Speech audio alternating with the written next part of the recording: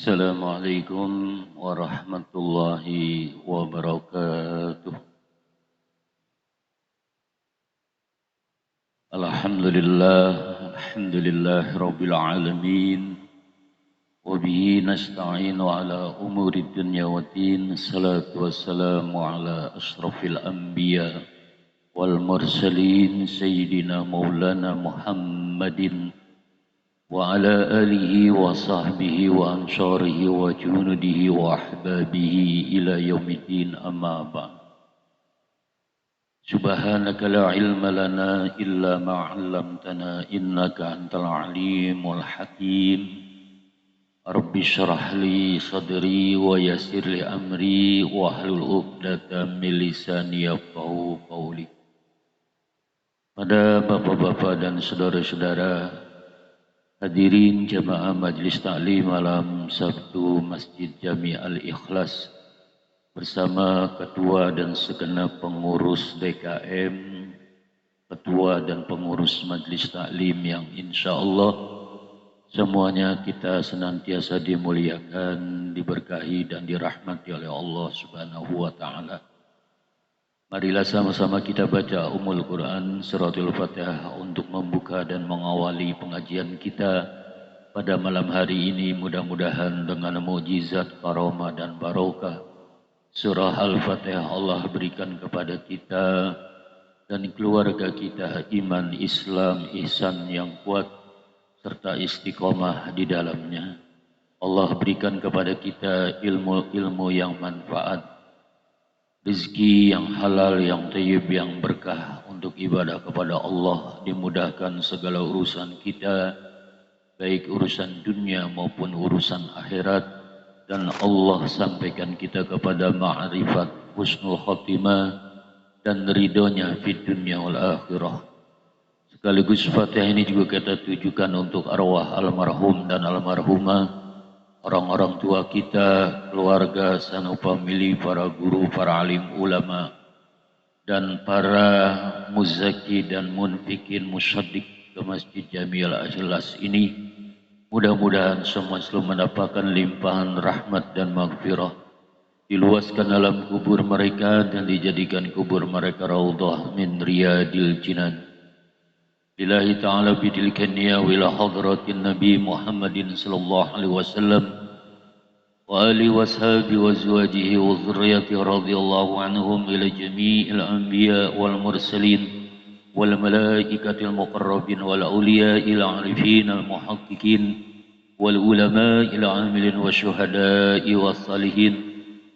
Khususan ila hadrati Sultan Aulia Syekh Muhyiddin Abdul Qadir Jailani, ila hadrati Sultan Aulia Syekh Abil Hasan As-Sazili, ila hadrati Sultan Aulia Syekh Wahuddin An-Naqsyabandi, ila hadrati Syaradin Abdul Razak At-Tirmidzi, ila Syekh Abdul Salam, ila hadrati Syekh Hudar bin Hasan, ila Syembah Penjalu, ila Syaramoke Mustaqim bin Husain, ila Syaramoke Abdul Jalil Mustaqim, wila harusiki Asbullah Al-Marzuki, wila risiki Haji Mahfuz Syafi'i, wila haruti Syekh Syarahuddin Abdul Jalil Mustaqim, wa usulihim wa furihim asyayim wa talamizihim wa zawjatihim wa man intasaba ilaihim qaddasallahu asrarahum wa radiyallahu anhum, wila hadrati Sayyidina Hadir alaihi salam, wila jami'il awliya at-tis'a allazina fi Indonesia, وإلى جميع أرواح آبائنا وأمهاتنا أجدادنا وجداتنا أعمامنا وعماتنا وأخوالنا وخالاتنا ولمن حق علينا مشايخنا معلمينا وأساتذتنا وإلى جميع المسلمين والمسلمات والمؤمنين والمؤمنات الأحياء منهم والأموات أينما كانوا من مشارق الأرض إلى مغاربها. شيء لله لنا ولهم الفاتحة. أعوذ بالله من الشيطان الرجيم. بسم الله الرحمن الرحيم. الحمد لله رب العالمين الرحمن الرحيم مالك يوم الدين. إياك نعبد وإياك نستعين اهدنا الصراط المستقيم صراط الذين أنعمت عليهم غير المغضوب عليهم ولا الضالين. رب اغفر لنا ولوالدينا آمين. قال بسم الله الرحمن الرحيم. وروى البخاري عن ابن عمر ابن الخطاب رضي الله عنهما قال أخذ رسول الله صلى الله عليه وسلم بمنكبي فقال كن في الدنيا كأنك غريب أو عابر السبيل. وكان ابن عمر يقول إذا أمسيت فلا تنتظر الصباح وإذا أصبحت فلا تنتظر المساء خذ من صحتك لمرضك ومن حياتك لموتك. Warawal Bukhari, dan telah meriwayatkan Imam Bukhari radhiyallahu an, beliau meriwayatkan an Ibni Umar, dari Ibnu Umar, yaitu Abdullah putranya Umar bin Khattab radhiyallahu anhuma, mudah-mudahan Allah meridhoi keduanya. Qala, Abdullah bin Umar berkata, akhaza Rasulullah bimankibi, Rasulullah memegang pundak aku. Faqala, lalu beliau Nabi bersabda, hai Umar, kun fid dunya, jadilah kamu di alam dunia ini ka'annaka gharib, seakan-akan kau orang asing atau perantau, au abiru sabil, atau orang yang sedang menempuh perjalanan jauh atau pengembara. Wa kana Ibnu Umar, dan adalah Abdullah bin Umar bin Khattab radhiyallahu anhuma, yaqulu, beliau berkata, iza amsaita, apabila kamu berada di waktu sore, fala tantaziri soba, maka jangan kamu menunggu waktu pagi. Wa iza asbahta, dan apabila kamu berada di waktu pagi, fala tantaziril masa, jangan kamu menunggu waktu sore. Huzmin sihatika, jadikanlah masa sehat kamu itu lima rodika, untuk mempersiapkan masa sakit kamu.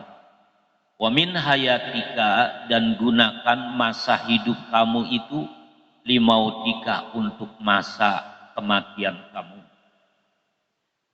Shadaqa Rasulullah. Bapak-bapak dan saudara-saudara hadirin jamaah taklim yang dimuliakan Allah, kita masih melanjutkan pembahasan kajian tentang dianjurkannya mengingat mati, dan tidak disukai kita itu berangan-angan atau ngarep-ngarep mati. Ya, andai pun umpamanya kita dalam keadaan yang susah banget, jangan ngarep mati. Ya, karena kita nggak tahu mana yang terbaik antara hidup dan mati kita. Ya, yang penting kita mintanya itu kalau menghadapi hal-hal yang sulit dan berat, supaya iman Islam kita tetap kokoh, jangan goyang, Pak. Begitu juga ketika kita menghadapi cobaan kesenangan. Ya, kesenangan itu juga cobaan, Pak, ujian. Sehat, duit banyak, ya kan? Itu juga ujian. Ya, malah itu ujian yang apa? Yang berat dan jarang yang lulus malah. Orang kalau diuji susah, miskin, sakit, itu malah banyak yang lulus. Tapi ketika diuji kesenangan, itu banyak yang nggak lulus. Kenapa? Karena biasanya orang itu kalau yang namanya enak, senang, bahagia, itu menganggap itu bukan cobaan, gitu loh. Menganggapnya itu nikmat. Ya. Jadi nggak paham dia bahwa siasat Allah dalam menguji keimanan seorang hamba itu kadang berupa sakit, ya, kekurangan ekonomi, gempa, ya bencana alam, apa dah pokoknya yang nggak enak. Ada juga kadang-kadang Allah nguji kita itu lewat kesenangan. Ya, usaha, bisnis lancar. Ya, apa aja yang dia bisnisin itu rame, laku. dan memberikan keuntungan besar, badan sehat, ya duit itu sampai miliaran bahkan sampai triliunan, ya itu ujian, ya malah itu ujian yang berat. Makanya Nabi itu pernah mengkhawatirkan, yang aku takutin itu bukan miskin dan kefakiran yang akan menimpa kehidupan kalian setelah nanti saya nggak ada. Bukan. Nabi itu nggak khawatir kalau umatnya fakir, miskin. Kenapa? Karena dalam sejarah umat Islam itu kan mayoritas memang orang-orang susah. Tapi sudah teruji, itu rata-rata lulus. Dan udah terbiasa gitu ngadepin susah, penderitaan, kepahitan hidup. Itu udah biasa umat Islam sebetulnya. Justru yang dikhawatirkan, ya, yang dikhawatirkan oleh Nabi, aku takut justru nanti ketika kunci-kunci perbendaharaan dunia ini diberikan kepada kalian, sehingga kalian sukses semua dalam urusan dunia. Nah, setelah sukses bagaimana? Kita terlelap, ya, kita lengah, kita terbuai dengan kesenangan dunia. Buktinya nih salah satu contoh, ya, buktinya negara kita, ya, pemerintahan kita, tatanan hukum di negeri kita, ya, bagaimana mungkin negara Indonesia sebagai negara yang besar, kaya raya, sumber daya alamnya melimpah, ya kan, subur tanahnya, ya, istilahnya kalau kata orang itu kayu aja atau tongkat tungken diceblokin hidup di Indonesia. Tapi kenapa, ya, masih begitu banyak rakyat Indonesia yang hidupnya dalam kesusahan, ya kan? Iya, jangankan yang di pelosok-pelosok, kita aja yang di kota, ya, yang istilahnya apa aja bisa dijadiin duit lah, istilahnya sampah bisa dijadiin duit, juga masih banyak yang sulit, yang susah, yang putus kerja, yang di PHK, ya kan, yang bangkrut, ya kan, usahanya, bisnisnya. Nah, ini semuanya karena pemimpin-pemimpin kita terbuai dengan kesenangan dunia, sehingga mereka itu tidak merasakan apa yang dirasakan oleh rakyat, oleh orang bawah. Itu Pak, yang mereka rasakan itu, yang mereka inginkan itu adalah kesenangan mereka sendiri dan kelompok-kelompok mereka. Nah, ini dalam sejarah peta Indonesia, ya. Belum lagi dalam sejarah umat Islam itu sendiri Pak, secara umum, secara global. Umat Islam itu Pak, kalau kita pengen tahu, ya, itu nggak seperti ini sebetulnya. Nggak seperti ini bagaimana? Ya nggak seperti ini. Ngaji cuman segini. Ya, emang siapa? Kalau melihat sholat Jumat bagaimana? Karena kan mestinya begitu. Ya, ketika masjid, madrasah, pesantren, yayasan sosial dibangun, itu dalam waktu yang singkat. Umat Islam itu mondar-mandir, bawa-bawa kitab, bawa-bawa buku. Sedikit banyak mereka menyampaikan dakwah, ngajak orang berbuat baik. Yang punya harta melimpah ruah, datengin yang kekurangan atau proyek Islam apa yang membutuhkan dana. Jadi yang kayaknya yang nyari Pak, nyamperin. Kalau sekarang kan kitanya, artinya panitia kan, atau pengurus yang cari-cari siapa ya kira-kira yang kaya. Oh itu si anu kaya. Ah, jangan dari yang kaya.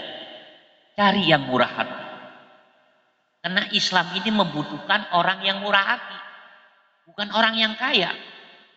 Orang kalau udah murah hati Pak, ya, jangankan dia kaya, miskin aja dia upaya ini.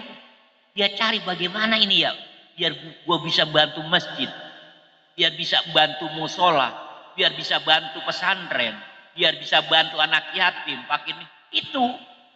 Sehingga kadang-kadang saking mentoknya, ya gua nggak bisa bantu apa-apa, gua cuman bisanya doa. Nah, gitu tuh. Orang kalau murah hati begitu Pak. Tapi kalau kaya, Pelit. Ya Allah, ya dia selalu ngeles, menghindar. Dan kadang-kadang penuh apa? Penuh perhitungan. Contoh, gue punya duit 1 juta, gue infakin, gue sedekain 100.000, ya tinggal 900. Kan begitu. Gue kali infakin sedekain 200, tinggal 800. Begitu sebenarnya perhitungannya. 100, 200, kalau beli ini, beli itu lumayan cukup. Ujung-ujungnya kagak jadi. Ya enggak? Iya, batal sedekah infaknya. Kenapa? Hatinya sedang dililit oleh sifat fakir. Tapi orang yang murah hati, kalau sudah urusan sedekah infak, tidak perlu ada perhitungan secara matematika kita. Tapi perhitungannya adalah matematika rohani. Yang apabila kita berinfak sedekah, ya 1 rupiah, balasannya paling sedikit 10 rupiah. Menjadi 10 rupiah.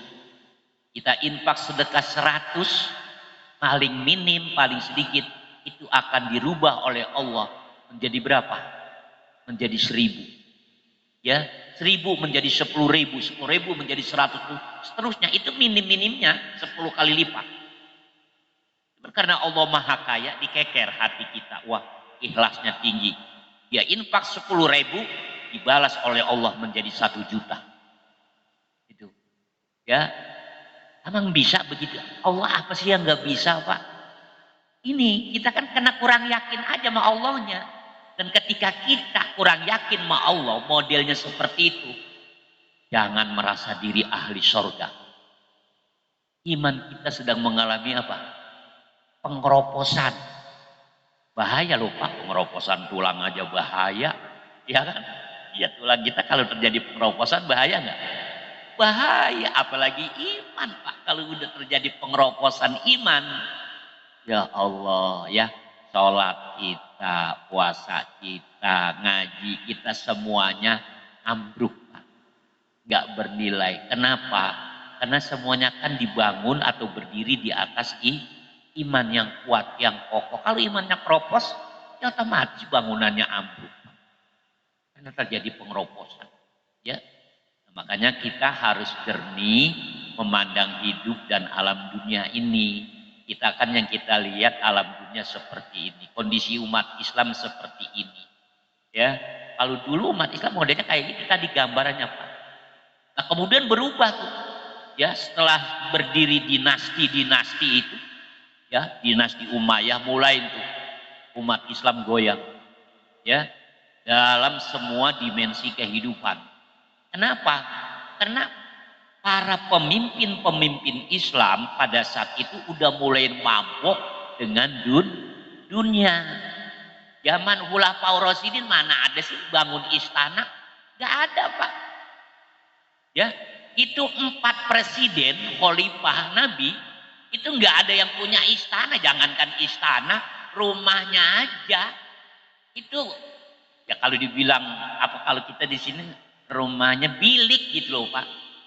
Rumah bilik, seorang presiden rumahnya rumah bilik. Umar bin Khattab apalagi baju yang beliau pakai ketika beliau sudah menjadi khalifah itu tambelannya sampai 17 Pak. Itu seorang presiden, udah jadi presiden, yang istilahnya orang kalau udah jangankan jadi presiden, maaf ya bukan nginin, jadi RT RW aja udah mumpung gitu kan. Mumpung kesempatan gue mumpung jadi RT, jadi RW, jadi lurah nih. Maaf ini bukan nyentil RT RW, bukan. Ya, ini untuk pengibaratan, istilahnya begitu Pak. Apalagi jadi presiden. Ya, apalagi udah jadi presiden, mumpungnya itu lebih apa? Lebih gede mumpung gue jadi presiden nih, anak gue apain? Gue calonin. Ya kan pasti menang, bener menang. Iya kan? Kenapa? Karena bapaknya presiden. Mumpung gue jadi presiden, mantu gue nih, anak gue nih, terus ntar lama-lama cucunya tumbuhnya dinasti dari begitu Pak. Dari apa? Kerakusan manusia kepada jabatan dan kekuasaan. Dan itu nyata. Ya. Coba Umar bin Khattab itu Pak. Sampai seorang delegasi dari Roma berkunjung ke Madinah. Ya, karena dia tahu dengar tuh bagaimana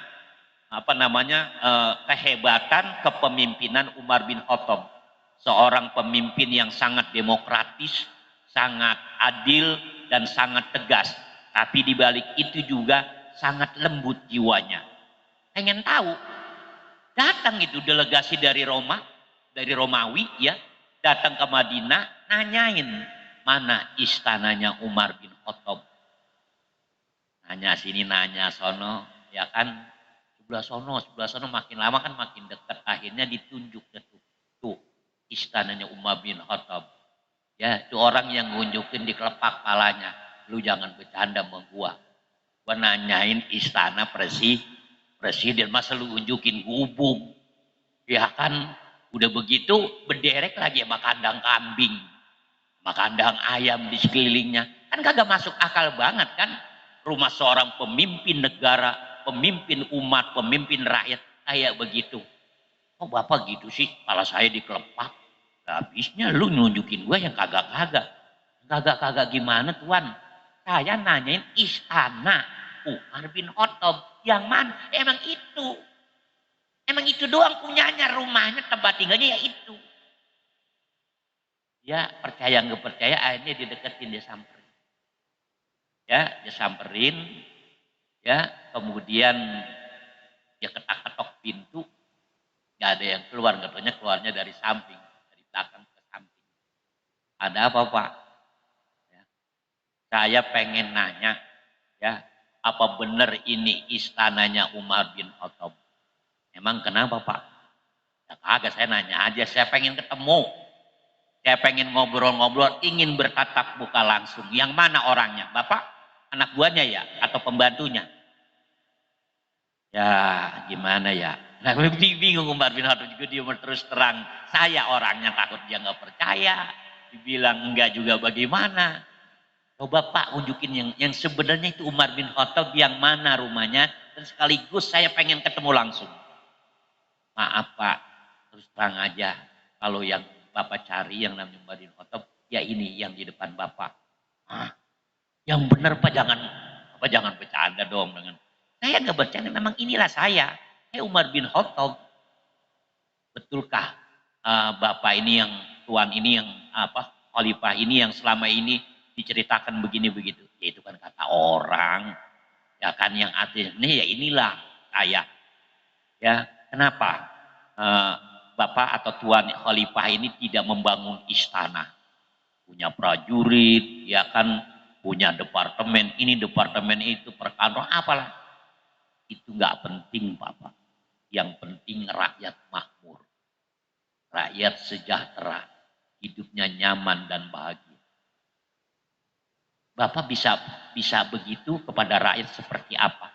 Saya harus sejajar paling enggak untuk merasakan penderitaan mereka.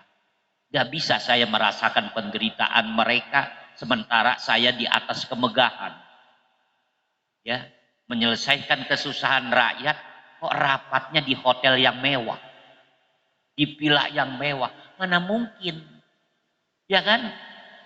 Orang yang bisa merasakan kesusahan rakyat mesti orang yang hidup berbarengan dengan rakyat, bersamaan dengan rakyat. Nanti dia paham yang namanya susah itu seperti apa.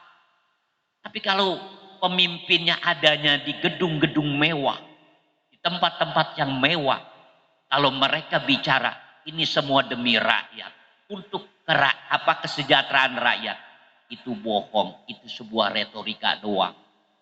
Kenyataannya benar kan? Benar kan? Iya, mereka waktu pengen dipilih, ya kan, janji ini janji itu untuk kesejahteraan rakyat. Rakyat diperalat, dibodoh-bodohin. Setelah mereka terpilih berhasil menjadi pejabat, apakah mereka ingat kita? Agak ingat. Bagaimana janji mereka untuk membahagiakan kita rakyat? Enggak. Yang ada pajak ditaikin. BBM naik, ini naik, itu naik. Coba. Mereka yang senang, rakyat yang susah. Nah, ini kilasan-kilasan aja Pak. Kalau pengen kenal bagaimana dunia. Ya beginilah dunia. Ya, makanya kita ya jangan ketipu begitu. Kita kan rata-rata hati kita ini merem. Jadi nggak kenal dunia itu seperti apa isinya. Yang namanya orang merem atau buta, Pak, itu harus bisa tahu dengan cara apa? Dengan cara dari mana? Informasi dari orang yang melek. Ketika orang buta menerima duit, mungkin dia nggak tahu berapa nilainya duit ini. Nanti orang yang melek yang ngasih tahu. Dan kita harus mau nanya, ya, tolong dong, ini gue dikasih duit sama orang berapa duit ini ya? Gitu. Nah, ntar orang yang melek kasih tahu, oh ini 100.000 Pak. Oh 100.000, sekirain ceban kali. Gitu. Atau bisa jadi, oh 10.000 kirain cepek kali. Nah, jadi kita bertanya kepada orang yang melek. Jadi ketika kita nggak kenal dunia hakikatnya seperti apa, kita bertanya kepada orang yang melek hatinya. Dan secara umum orang yang melek dan paling melek hatinya adalah Nabi Rasulullah Shallallahu Alaihi Wasallam. Ya, ketika Nabi pernah ini saya sampaikan lewat di pinggir pasar bersama sahabat, tiba-tiba di pinggir pasar ada bangkai, ya bangkai kambing yang membusuk dibelatungin, baunya menyengat. Nabi bilang berhenti dulu sebentar, ya siap ya Rasulullah. Kamu ada yang mau nggak nih ada bangkai kambing? Kalau yang mau bawa pulang. Karena mau disemur apa mau disop, apa mau digulai terserah dah. Ya, apa kata para sahabat? Enggak ya Rasul, enggak bakalan kami ngambil. Kenapa? Itu bangkai udah busuk bau. Akhirnya Nabi memberikan apa? Hakikat tentang dunia. Kalau kalian pengen tahu, dunia yang kalian kejar-kejar berupa harta kekayaan, jabatan, kekuasaan, popularitas, ya, kemegahan apapun, itu jauh lebih hina dari bangkai kambing ini. Nabi ngomong kayak begitu, ini bicara hakikat namanya. Ya, yang sebenarnya. Hakikat itu apa sih yang sebenarnya? Ya, apa yang kita lihat ini kemegahan-kemegahan dunia, Pak. Itu semuanya nggak sebenarnya. Yang sebenarnya adalah dunia ini kotor, menjijikan. Lebih menjijikan daripada bangkai kambing tadi. Nah dari situlah makanya para sahabat ya berupaya menjalani kehidupan alam dunia ini sebaik-baiknya, serapi-rapinya untuk ibadah. Nah di antara sahabat Nabi ini Abdullah bin Umar yang ada dalam riwayat atau perawi hadis ini Pak. Abdullah bin Umar itu terkenal sahabat Nabi yang paling zuhud. Beliau ini anak Pak, anaknya Umar bin Khattab. Ya, Umar bin Khattab ini seorang khalifah yang adil, ya, tegas, demokrasi dan penuh kasih sayang kepada semua rakyat. Suatu hari beliau ke pasar, ya, melakukan sidak, Pak. Beliau itu sering begitu, Pak. Bukan untuk apa? Bukan untuk cari pamer-pamer ya, bukan. Ya memang semata-mata untuk mencari kebenaran dan kebaikan di tengah rakyat itu yang sebenarnya bagaimana. Makanya beliau kalau berkunjung Pak ke pasar itu ya atau ke pelosok-pelosok kampung itu tanpa diketahui dan tanpa pengawal. Karena memang ya di balik kesederhanaannya itu ya beliau itu memang nggak dilihat orang sebagai seorang pemimpin karena pakaiannya lusuh Pak. Pakaiannya lusuh bukan pura-pura memang benar-benar lusuh. Ya. Nah, ketika beliau melihat pasar kambing, beliau melihat yang jualan kambing yang rame itu anaknya Abdullah. Ya. Jadi Abdullah ini anak presiden yang kerjaannya juga bisnis dagang, Pak. Dagang kambing. Banyak para pedagang lain. Tapi yang lain kambingnya nggak pada laku. Ya. Sementara Abdullah bin Umar ini paling rame. Kambingnya paling laku. Kenapa? Kambingnya glomo-glomo. Gemuk-gemuk, seger-seger. Yang lain kambingnya pada kurus, ya kan pada bengek, pada ampek. Ya, nah, gak ada yang tertarik. Umar melihat, wah ini ada kejanggalan kayaknya ini. Umar langsung apa? dideketin tuh para pedagang-pedagang yang lain selain anaknya. Kamu kenapa kambing kamu ini kalian semua kok kurus-kurus? Sementara Abdullah, anak saya kambingnya kok gemuk-gemuk, lomo-lomo dan otomatis banyak peminatnya. Jawab para pedagang yang lain, bagaimana kambing kami seger, gemuk, sehat, ya kan Tuan Khalifah. Karena kambing kami nggak kebagian rumput. Kok bisa nggak kebagian? Iyalah habis sama kambing anak Tuan Khalifah, si Abdullah. Ya kami mana berani, itu kan anak presiden, anak Khalifah. Ya kan? Jadi ketika kambingnya dilepas di padang rumput, ya kambing dia yang paling banyak makan rumput itu. Kami takut nanti berurusan dengan Khalifah. Oh begitu problemnya ya. Ya udahlah. Langsung Abdullah dipanggil. Abdullah sini. Mulai saat ini kamu berhenti bisnis kambing atau ternak kambing. Bisnisnya mungkin jualannya boleh, tapi ternaknya jangan. Bang, kenapa ayah?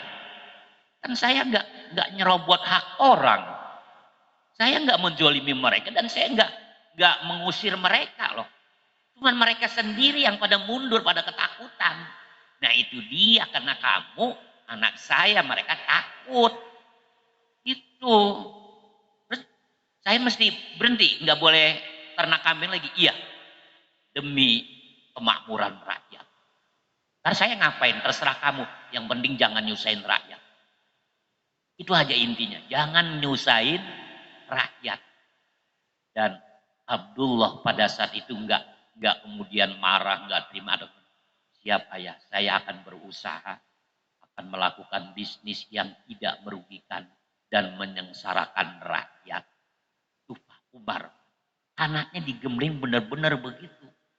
Waktu Umar bin Khattab berakhir masa jabatannya sebelum beliau wafat, karena kan beliau sakit Pak, sakit parah Umar bin Khattab itu karena akibat infeksi tusukan pedang ya di bagian perut sebelah kanan karena ditusuk oleh seorang pengkhianat negara.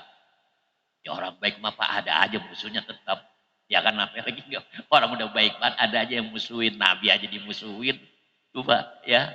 Nah itu Umar ya sebelum beliau wafat pesan ya kepada putra beliau Abdullah, "Hei Abdullah, ya, dalam jajaran keluarga kita cukup aku saja ayah kamu yang menjadi khalifah. Setelah aku nggak ada, tidak ada lagi yang mewarisi jabatan atau melanjutkan jabatan dalam kekhalifahan." Nah kebetulan rakyat Pak, warga, ya itu semuanya udah pada apa? Siap nyalonin Abdullah untuk menggantikan ayahnya sebagai khalifah. Mereka senang dengan Abdullah karena karakteristiknya sama Pak. Hidupnya penuh kesederhanaan. Dan selalu memikirkan rakyat dan umat. Abdullah bilang, Pak, itu rakyat udah banyak nyalonin saya suruh jadi khalifah gantiin Bapak. Pokoknya apa yang saya sampaikan tadi, itu pegang.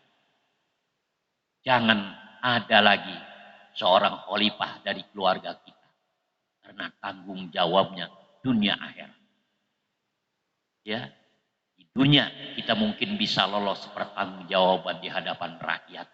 Tapi di akhirat di hadapan Allah tidak ada satu orang yang bisa lolos. Ingat itu, pegang itu. Siap ayah. Tuh, sampai segitunya loh ini. Kalau zaman sekarang pemerintah bagaimana ya digembleng bener-bener biar bisa ngelanjutin ya kan, biar bisa nerusin kacau akhirnya yang terjadi Pak. Kenapa? Ya itu tadi egoisme manusia. Kenapa bisa seperti itu kita? Ya itu tadi karena kebutaan mata hati tentang hakikat dunia. Maka kita belajarnya ke Nabi Pak. Kita belajar ke Nabi secara langsung nggak bisa lewat pewaris para ulama, para guru, ya. Kalau Nabi sudah ngasih tahu begitu, dunia yang kalian kejar, yang kalian perjuangkan mati-matian itu lebih hina daripada bangke kambing, menjijikan Pak ya. Nah, makanya kita lewat kajian ini kita banyak merenung ya, sekalian banyak muhasabah, koreksi diri, introspeksi diri, bagaimana pertama hati kita. Ya, hati kita ini masih demen aja nggak sama dunia, Pak? Itu diperiksa, Pak. Jangan-jangan hati kita itu masih seneng aja sama dunia. Baik itu harta, jabatan, atau lain-lainnya. Ya, kalau masih ada seneng di hati kita dengan dunia, maaf saja Bapak-bapak dan saudara-saudara, ibadah kita tidak akan pernah bisa matang diterima oleh Allah. Kenapa? Ibadah kita nggak bakal bisa beres loh Pak. Sholat kita, puasa kita, zakat kita, haji umroh kita nggak bakalan bisa jernih. Kalau di hati kita itu masih seneng aja dengan dunia. Itu Pak. Jadi hati kita itu isinya cukup seneng, cinta, sayang kepada Allah, kepada Rasulullah, atau kepada orang-orang yang memang Allah nyuruh kita untuk sayang gitu loh Pak. Seperti sama orang tua, sama guru, sama keluarga, sama anak, sama istri. Sayangi mereka, cintai mereka, cuman semua sayangin, cintain di atas dasar cinta Allah dan cinta Rasulullah gitu Pak. Bukan semata-mata cinta sayang anak istri karena nafsu. Ya, karena ego, karena ambisi, bukan. Kalau kita seneng anak, seneng istri Pak, dasarnya egoisme, ya, kesenangan nafsu. Maaf, pada satu saat kita akan kecewa sampai 1000% Pak. Ternyata orang yang kita sayangin, yang kita cintain, harus kita lepas. Atau dia meninggalkan kita. Sedih kan otomatis. Itu Pak, akibat kita senengnya bukan karena Allah. Tapi kalau kita cinta, seneng sama anak, istri, teman-teman, saudara, keluarga, suatu saat mereka meninggalkan kita atau kita meninggalkan mereka, maka tidak ada kepedihan dan keperihan di hati. Nggak ada kekecewaan. Kenapa? Allah akan mengumpulkan kita kembali nanti di alam akhirat. Ini adalah perpisahan yang sementara. Tapi ketika nggak seperti itu, istri mati atau sebaliknya suaminya mati, meraung-raung. Anak mati, meraung-raung. Gua mesti ngikut. Mengikut kemana? Kalau emang mau ke mall main ngikut aja. Ya kan emang mau piknik, ya kan mau ngikut aja. Ini mau ke alam apa? Alam kubur urusannya. Ya kan, ya udah lepas aja, sedih boleh, tapi nggak usah meraung-raung. Kan ada orang yang begitu kematian anak atau istri atau suaminya, meraung-raung nangis sampai barang-barang perabotan dibantingin. Hanya nggak terima banget. Itu hukumnya dosa besar Pak. Kalau sampai dia udah dikuburin dia masih nangis aja sambil gesor-gesor, kasihan yang mati. Ya, akan diazab di alam kuburnya karena raungan kita, Pak. Karena ratapan kita. Gak boleh. Ya, kenapa?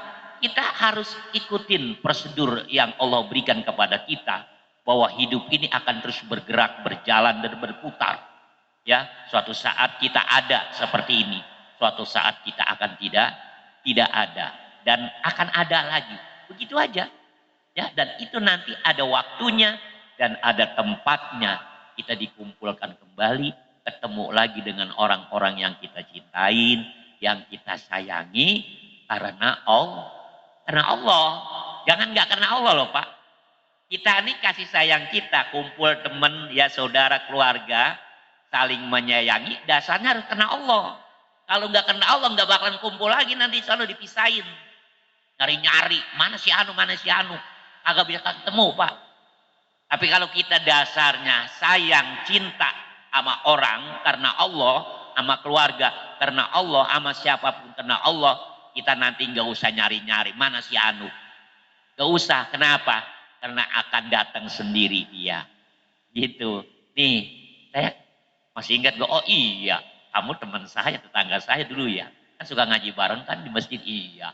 Udah gampang Pak semuanya. Dipertemukan. Dalam apa? Dalam kebahagiaan, dalam cinta lagi. Tapi kalau cintanya karena nafsu, karena ego, karena ambisi, putus Pak, nggak nyambung nanti ke akhirat. Iya, jadi segala-galanya ini Pak dalam hidup kita bangun semuanya atas dasar cinta kepada Allah, cinta kepada Rasulullah. Andai kata kita umpamanya marah pun sama orang Pak, juga harus kena Allah. Itu loh ya. Nanti ada ya kajian-kajiannya itu. Seneng karena Allah, benci, kesel juga karena Allah. Kita kan kebanyakan senangnya karena hawa nafsu, ego, ambisi. Begitu juga kita benci, kesel sama orang, kan begitu. Ya kan? Bukan dasar karena Allah. Jadi yang namanya hidup itu ada senang, ada benci, itu emang wajar, Pak. Ya, cuman semuanya harus atas dasar karena Allah. Ya. Nah, kita kembali kepada urusan dunia. Jadi perintah Nabi kepada kita supaya kita di dunia ini jangan terlalu bersenang-senang ya. Anggap aja kayak orang ngerantau, bagaimana sih ngerantau? Ya kan begitu, ya kan segala sesuatunya ya disiapkan pada suatu saat karena orang namanya orang ngerantau akan kembali ke negeri asal dia, kan begitu. Orang mengembara juga begitu. Kan kita pertama dilepas nih Pak oleh Allah, perantauan kita nih. Ya, perantauan kita atau pengembaraan kita setarnya itu dari alam ruh. Itu dilepas oleh Allah. Ya. Masih ruh kita itu belum ada jasad. Karena ruh kita itu disiapkan oleh Allah 100 tahun sebelum jasad kita diproses dalam alam rahim. Sebelum kita dihamilin sama ibu kita tuh 100 tahun sebelumnya ruh kita udah disiapin Pak. Dan di sana ruh kita bersama Allah. Dan di sana ruh kita sudah ikrar, udah janji. Pokoknya nggak ada Tuhan kecuali Engkau ya Allah. Itu Allah pesan jaga benar-benar ya. Sampai nanti kalian balik lagi. Finish ke aku. Setarnya dari aku, finishnya ke aku. Ya, kamu, kita, ruh kita Pak. Saya lepas bersih, bening. Nanti kalau balik lagi harus begitu. Pokoknya kalau baliknya belepotan pada cemong, ya saya kagak terima. Itu Pak, kalau pengen tahu nih, ya perjalanan hidup kita. Nah, dari alam ke alam, nah kita sampai nih ke alam dunia. Ini alam yang paling apa? Yang istilahnya paling berat Pak, karena kita akan berhadapan itu tadi, cobaan-cobaan, rintangan, tantangan, macam-macam kejadian, macam-macam peristiwa. Hari ini kita bisa senyum ketawa, girang rame-rame. Bisa jadi besok nangis bareng-bareng. Iya kan? Hari ini kita bisa sehat, besok bisa masuk rumah sakit. Kita nggak tahu, nggak jelas bagaimana kehidupan di alam dunia ini. Ya, tapi yang penting itu tadi, iman Islam kita harus tetap dijaga. Ya, sampai ruh kita jangan sampai kotor, sampai kita nanti kembali finish ya ke Allah lagi, ruh kita benar-benar bersih.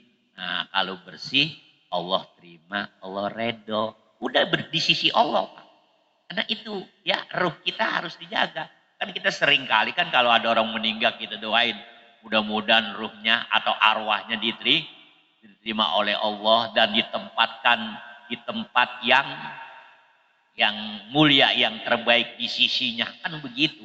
Lalu bagaimana ruh kita di sisi Allah? Bareng sama Allah ngeruhnya belepotan. Iya. Nah kalau ruhnya yang belepotan nggak balik mau kagak. Ya awalnya sih balik cuman ditolak gitu loh Pak. Nah kalau udah ditolak kan pernah saya bilang.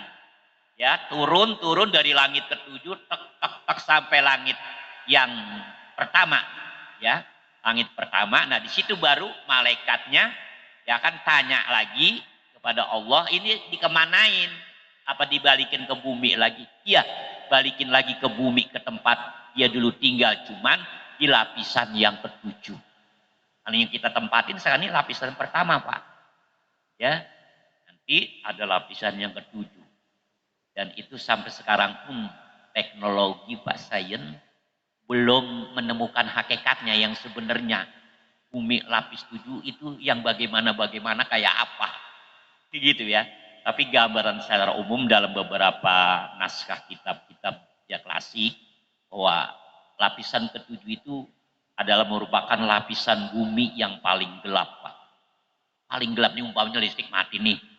Ya kan aja Pak, listrik mati, gak ada lilin, gak ada apa-apa, kagak ada baterai, kagak ada HP juga anunya habis. Ya kan kagak bisa nganuin lampu senternya, pokoknya gelap. Itu nanti di lapisan ketujuh Pak, gelapnya bisa 10 kali lipat gelap yang ini. Yang kita alamin listrik mati, gak ada lampu, titik pun. Dan tempat yang paling menakutkan, paling menyeramkan. Dan ruh kita akan direkayasa oleh jin dan iblis di situ Pak. Untuk jadi memedi, jadi kuntilanak, ya akan jadi gandarwo. Itu semuanya hasil rekayasa Pak. Ya, rekayasa jin mau begitu Pak. Udah mati, kemudian orang mau keluar takut ketemu, memedi kita. Ya kan repot kalau begitu.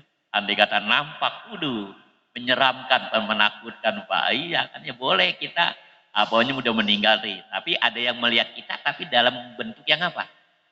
Yang cakep, yang menyenangkan gitu loh, yang rapi. Tapi andai kata itu terjadi juga itu bukan ruh kita Pak. Ya, itu udah mati nih. Ada orang lihat, yang lihat si Anu, ya kan tadi dia lewat atau dia duduk, lagi pada tahlilan. Tapi rapi, cakep penampilannya, nggak serem gitu Pak. Itu pun tetap bukan ruh kita. Itu jin juga, cuman jin korin. Ya, jin korin itu jin yang selalu ada mendampingi kita, kapanpun, dimanapun, bahkan sampai kita udah mati, dia masih hidup. Ya, jin korinnya Nabi Muhammad itu masih ada sampai sekarang. Ya, cuman karena Nabi masum, jadi jinnya nggak berani macam-macam gitu loh Pak. Tapi kalau kayak kita, jin korin kita itu bisa suka iseng gitu loh Pak. Suka iseng kan ganggu keluarga kita. Ganggu sih enggak, cuman apa ya, kadang-kadang dia bikin gelas jatuh, dan dia bikin bayangan, ya kan, di kaca. Ketika kita lagi ngaca, ada bayangannya di belakang kita gitu kan. Baru kita orangnya nggak ada. Itu semuanya upaya jin aja. Ya, ruh itu kalau udah naik yang diterima oleh Allah, ya sudah bersama Allah. Ya. Tapi kalau yang ditolak, ya dia akan terkunci di alam jin, di lapisan bumi yang ketujuh, dan itu akan diperbudak Pak ruh kita. Dia dijadikan budak jin. Malah ada yang dijadiin pagar Pak. Ya, dijadiin pagar. Ada orang yang belum mati tapi dianggap mati. Itu juga biasanya dibawa alam jin Pak. Dibawa jin ke alam jin. Makanya kita jangan punya ilmu yang macam-macam Pak. Dan jangan suka nyimpen benda-benda yang macam-macam. Ntar kelihatan orang mati padahal belum. Gak taunya kita bukan mati Pak, dibawa jin. Dia masih hidup, dibawa jin ke alam jin, dan nanti gantian. Biasanya yang hidupnya dia memperbudak jin juga. Ya kan, miara tuyul, pesugihan. Itu hati-hati loh Pak. Pengen kaya miara pesugihan. Supaya warungnya rame, ya kan miara jin. Supaya dagangannya rame. Yang kagak enak jadi enak. Itu yang begitu itu Pak, kalau dia nggak tobat sampai mati, dia masih hatinya seperti itu, bergantungnya begitu. Nanti dia nggak mati Pak, artinya nggak dimatiin sebenarnya, nanti matinya. Ya, sementara di kelihatannya mati padahal dibawa jin. Nanti dia diperbudak oleh jin. Kata jin, dulu lu perbudak, suruh nungguin warung lu biar rame, biar dimakan enak, ya kan, suruh nyari duit apalah. Sekarang gantian lu sekarang diperbudak kita di sana Pak. Ada yang malah dijadiin pagar Pak, pagar jarok, pala kita di bawah diceblokin, kaki di atas. Gak percaya? Kalau nggak percaya, ayo kita ke sana bareng-bareng. Iya Pak, ini emang penuh mistik, kayaknya tahayul itu hurapat. Enggak Pak, itu enggak tahayul, enggak hurapat. Itu termasuk bagian daripada hal-hal yang gaib yang memang Al-Quran itu enggak merinci. Tapi banyak ulama dan orang-orang soleh yang meriwayatkan tentang itu, bahkan bukan sekedar meriwayatkan, ada yang udah nyampe ke situ Pak. Kaget begitu melihat, waduh, orang Indonesia banyak loh Pak. Orang Indonesia banyak loh. Iya, kebanyakan di sana diperbudaknya tuh. Sama apa? Satu, Nyi Roro Kidul. Makanya jangan suka masang-masang, kan masih ada orang kita tuh. Biasanya dikumpulin foto Soekarno, foto Nyi Roro itu yang lagi naik apa? Naik kereta ya. Pakai anu hijau. Itu jangan suka masang-masang gitu Pak. Ya, tapi biasanya orang-orang yang anunya ke sana suka masang-masang begitu Pak.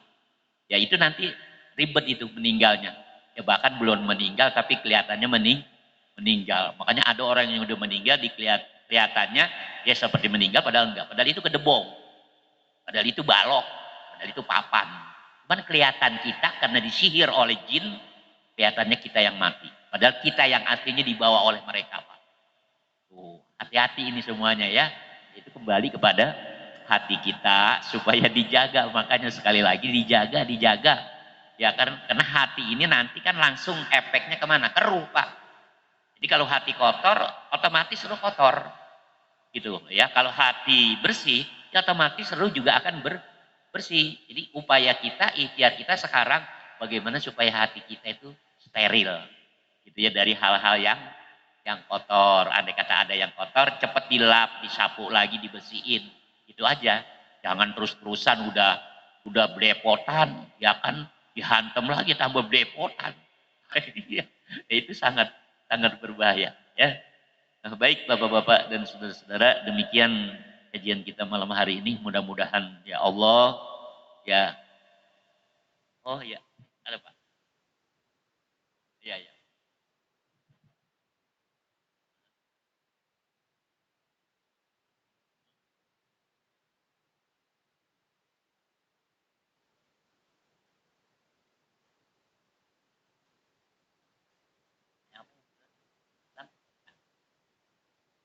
Oh iya. Ya baik, ini sedikit ada pertanyaan dari Bapak Haji Rinal tentang hadis tadi. Nabi menepuk pundak Abdullah bin Umar dan bilang, jadilah kamu di dunia ini seperti orang asing. Maksudnya jangan kita menganggap atau merasakan dunia ini tempat kita yang kekal, ya, tempat kita untuk bersenang-senang. Jangan. Kalau untuk bersenang-senang nanti di sorga. Jadi persiapinnya adalah bagaimana supaya masuk sorga, itu aja. Kalau senang-senang orang rantau pas senang-senang. Misalnya dia kalau balik ke kampung bagaimana? Kalau dia di sini senang-senang aja. Hanya balik ke kampung kagak ada bekalnya, udah habis di sini semuanya. Buat senang-senang di Jakarta. Hanya giliran balik ke kampungnya, ke daerahnya. Tetap aja segitu-gitu juga. Susah-susah juga gitu maksudnya, biar kita nggak terpedaya, tertipu dengan kesenangan. Jadi kita harus prihatin lah istilahnya begitu. Ya malah kan kalau ada orang yang ngerantau di Jakarta sampai makannya tiap hari tempe orek lagi. Ya kan habis saya bercandain, pernah itu tetangga saya yang ngontrak gitu. Makan tempe orek mulu, Pak. Iya biar bisa pulang kampung katanya nanti. Gitu. Lah ya kalau di sini makan ayam, sate, ya kan sop mulu lah. Ntar habis duitnya buat senang-senang enak-enak di Jakarta pun tidak pulang kampung. Ya kan kagak bawa apa-apa. Jadi maksudnya begitu. Yang ya, Islam nanti akan datang asing, ya akan datang satu masa di mana Islam seperti awal kali datang rasa asing. Jadi dulu kan agama Islam dan umat Islam kan datang memang tampil asing, Pak. Asing itu artinya, oh begitu ya, aneh. Gitu loh, Pak. Iya, nggak biasanya.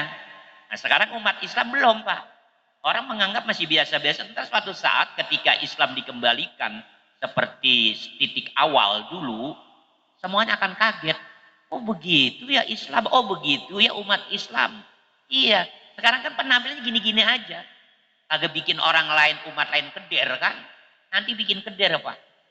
Kenapa? Umat Islam akan kembali ngikutin apa yang diajarkan oleh Nabi 100%. Kalau sekarang kan woro-woro 100%. Ya kan 1% aja juga kepleset mulu. Iya kan? Nanti kembali Pak. Pokoknya nanti jaya lagi Islam itu. Menang lagi Pak. Akan dikagumi oleh seluruh dunia. Ditakutin dan diseganin. Kalau sekarang kan diinjek-injek mulu. Ya kan? Diledekin mulu, dikelecehin mulu. Ntar akan kembali. Ya. Yang penting kita sekarang ngaji aja terus. Biar nanti Islam kembali seperti awal. Ya, menggentarkan seluruh umat manusia. Ya, itu jawabannya. Ya, baik. Dan sebelum kita tutup dengan doa, ini ada satu informasi amanat dari Bapak Abdul Qadir, ya, keluarga dari Bapak Haji Tajudin yang mengundang kita seluruh jamaah Majelis Taklim malam Sabtu Masjid Jami Al-Ikhlas. Beliau Bapak Abdul Qadir mengundang kita untuk hadir pada hari Ahad minggu besok, ya. tanggal 28 September jam 8 pagi dalam rangka acara peringatan Maulid Nabi besar Muhammad Shallallahu Alaihi Wasallam, dan insya Allah akan memberikan tausiah yaitu Al-Mukarram Ustadz Ahmad Dailami Sa'ad ya, dari Malaka apa Rorotan itu ya, nah, dari Jakarta lah pokoknya ya. Dan juga akan ada kori cilik ya, duet Ahmad Labib Najib dan Ahmad Zuhdi Syakir, dua putra dari Al-Mukarram Ustadz Muhammad Nur ya, kori cilik ya. Jadi kita jawab sama-sama, insya Allah kita bisa hadir ya. Ingat hari Minggu besok tanggal 28 jam 8 pagi ya. Demikian undangan dari Bapak Abdul Qadir ya, mudah-mudahan kita bisa hadir dalam keadaan sehat walafiat. Billahi ta'ala al-Fatihah. A'udzubillahi minasyaitonirrajim. Bismillahirrahmanirrahim. Alhamdulillah rabbil alamin arrahmanir rahim maliki yaumiddin. Iyyaka na'budu wa iyyaka nasta'in. Shiratal mustaqim. Shiratal ladzina an'amta 'alaihim ghairil maghdubi 'alaihim waladdallin. Lanal karim anal karim. Bismillahirrahmanirrahim. Alhamdulillah rabbil alamin. Allahumma shalli ala sayyidina Muhammad wa ala ali sayyidina Muhammad. Rabbana zidna ilman nafi'a warzuqna fahman kamila. Wa sallallahu ala sayyidina Muhammadin wa ala alihi washabihi wasallam. Alhamdulillah rabbil alamin. Assalamualaikum warahmatullahi wabarakatuh.